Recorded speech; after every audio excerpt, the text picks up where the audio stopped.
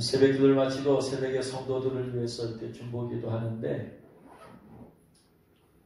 관절이 안 좋아서 도저히 걸어 다닐 수 없는 분이 저번에도 생각이 나고 오늘도 생각이 납니다.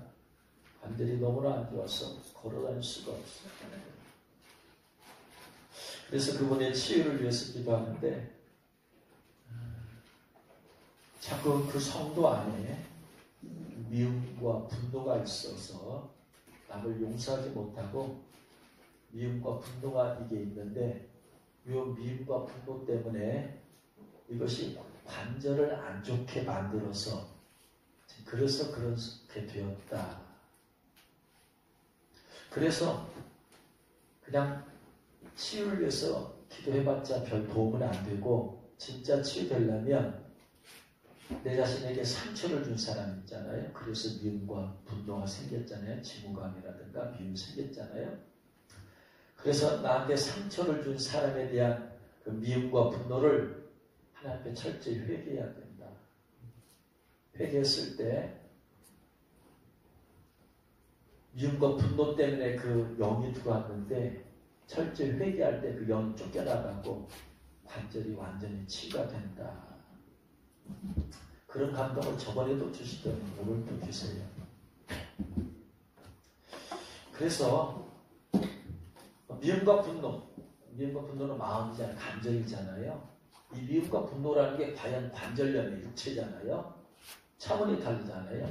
미움과 분노는 혼의 세계, 감정의 영역이고 관절염은 육체의 영역이란 말이에요. 차원이 다른데 과연 미움과 분노가 관절염과 연관이 될까?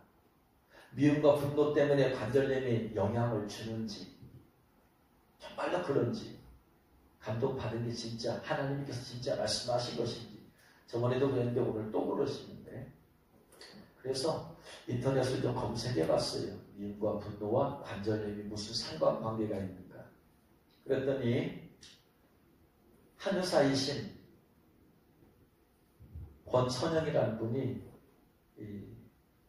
한겨레 신문에 쓴 글이 있는 걸 봤습니다. 그분이 이런 글을 썼어요. 나이가 65세 정도인 아주머니가 오신 적이 있다. 이분은 오는 때가 정해져 있다. 이분이 오시면 왜 오셨나를 금방 알 수 있었다. 이분은 병원에서 류마티스 관절염으로 진단을 받았는데 그럭저럭 지내다가 한 번씩 심하게 관절이 아팠다. 이분은 딸이 여러 명 있었다. 셋째 딸은 가까운 곳에 살아 자주 들렀다. 하지만 어느 때부터인가 안 가게 되었다. 그 집만 갔다 오면 병이 나서 온몸의 관절이 안 아픈 곳이 없었기 때문이다. 그 딸은 출근하는 남편에게도 밥을 제대로 차려주지 않고 아이들에게는 음식을 시켜주고 또 어쩌다 음식을 해도 며칠씩 설거지를 하지 않고 그릇을 지저분하게 그대로 둔다는 것이었다. 그 정도는 자신이 가서 좀 도와줄 수 있지만 문제는 그 딸이 매일 나다니고 씀씀이도 커 카드 빚까지 많다고 한다. 주위에서 걱정하는 말을 해도 아랑곳하지 않고 계속 그렇게 생활을 해서 큰 걱정이라고 했다. 이번은 그래도 딸이라 걱정이 되어서 한 번씩 들르면 속상해서 병이 나곤 했다. 그래서 이분이 오시면 또 딸네 집에 다녀오신 것을 알 수 있었다. 사람이 너무 속이 상하거나 미움이 쌓이면 가슴에 응어리가 진다. 미움은 증오를 낳고 증오는 강한 분노를 낳는다.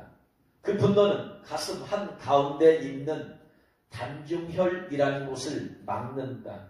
단중혈이 곧 좀 심하게 막힌 사람은 대부분 가슴 가운데를 손으로 눌러보면 아프다. 단중혈이 막히면 세상이 어두워 보인다. 단중혈에 조금이라도 여분의 공간이 있어야 마음의 여유와 기쁨이 있게 된다. 이것이 막히면 나에게 즐거운 일이라고는 하나도 없고 자신은 우울하고 불쌍한 존재로 생각하게 된다. 이유 없이 화와 짜증이 자주 나고 남과 이야기도 하기 싫어진다. 세상 사람들이 다 나를 공격하는 적으로 보인다. 이 상태가 심해지면 가슴에 쌓인 분노와 증오의 화기가 사지로 넘쳐나게 된다. 증오가 가슴의 공간을 다 채우고 넘쳐 온 몸으로 퍼져 팔과 다리의 관절까지 흘러가게 된다. 손과 발에서 이유 없이 후끈후끈 열이 나고 열이 쉽게 얼굴로 오르기도 한다. 또 이분처럼 관절이 아프기도 한다. 처음에 이분은 자신이 왜 그런지 몰랐었다. 오실 때마다 몇 번씩 이런저런 이 얘기를 해드렸다. 나중에서야 자신이 그럴 때마다 아프다는 것을 이해하고 딸 집에 발길을 끊었다. 사람이 화났을 때 나오는 독은 뱀독만큼이나 독하다고 한다. 화가 모이면 미움이 되고 미움이 모여 증오가 되면 사실 가장 먼저 피해를 보는 사람은 그 미운 대상이 아니라 자신이다. 자신의 증오심이 자신의 생명력을 죽여간다. 이번에 바로 미움과 분노가 그 사람으로 하여금 관절염을 심하게 통증을 일으키는 또 다른 얘기 있는 걸 봤습니다. 어떤 여집사님이 자기 남편이 매일 음주와 폭행과 바람 피우는 것 때문에 속상해서 마음속에 늘 남편을 증오하고 원망하며 살았다. 그러다가 신경 쇠약증으로 인해 신경성 관절염이 생겨서 뼈 마디마디마다 쑤시는 진통과 고통을 겪는 나날을 보냈다고 한다. 어느 날 남편이 용서를 구했지만 남편이 준 그 상처들이 자꾸 생각나서 도무지 용서해 줄 수가 없었다고 한다. 그래서 담임 목사님과 상담을 하고 기도원에 가서 금식하고 기도하던 중에 주님께서 말씀을 주시더란다. 너희가 사람의 과실을 용서하면 너희 천부께서도 너희 과실을 용서하시려니와 너희가 사람의 과실을 용서하지 아니하면 너희 아버지께서도 너희 과실을 용서하지 아니하시리라. 마태복음 6장 14, 15절 말씀.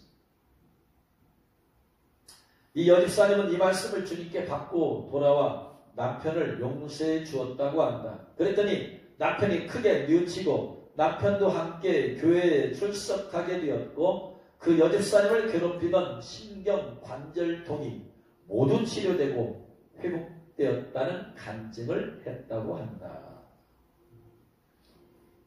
또 김진호 목사님과 글이 이렇게 되어 있습니다. 인간의 고통의 최고의 고통은 감정을 다스리지 못할 때입니다. 왜냐하면 뇌의 감정뇌가 자율신경, 감각신경, 운동신경과 연결되어 있기 때문입니다. 예전에 만났던 70세 잼집사님도 극심한 관절염 환자였는데 평생 영감님이 속을 썩혀서 분노의 감정을 다스리지 못해서 관절염으로 온몸에 통증이 심했습니다. 마음의 감정을 다스리지 못했기 때문입니다. 세상 사람들은 처음에는 술 같은 것으로 감정을 다스리려고 하지만 안 됩니다. 마약이나 도박이나 술 중독자들을 상담해보면 마음에 상처가 많아서 그걸 술로 풀기 위해서 혹은 도박이나 마약으로 풀기 위해서 중독자가 됩니다. 중독으로 그 상처를 해결하려고 합니다. 그러나 해결이 안 됩니다. 그래서 정신과 의사들과 과학자들은 불용서함과 마음에 치유되지 않은 상처가 관절염이나 암과 같은 질병과 큰 관계가 있다고 봅니다. 이런 글들이 있는 걸 보면서 맞구나. 다른 사람들에 대한 나에게 상처를 준 사람들에 대한 용서하지 못하고 미움과 분노가 어둠의 영을 불러들여서 그 어둠의 영들이 관절에 달라붙어서 관절염을 일으킵니다.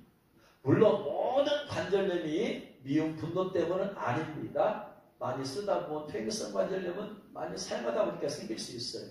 그런데 그것이 전부 다 또 퇴행성 관절염이 신체적인 이유 때문이만은 아니다라는 거예요.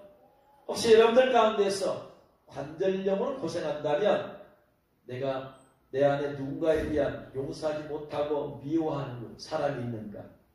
이 말씀 들을 때 떠오른 사람이 있으면 그 사람입니다. 미움과 분노가 있는지 돌아봐야 됩니다. 그리고 철저히 회개할 때 관절염 일으키는 귀신들이 떠나고 관절염도 치유될 줄로 믿습니다.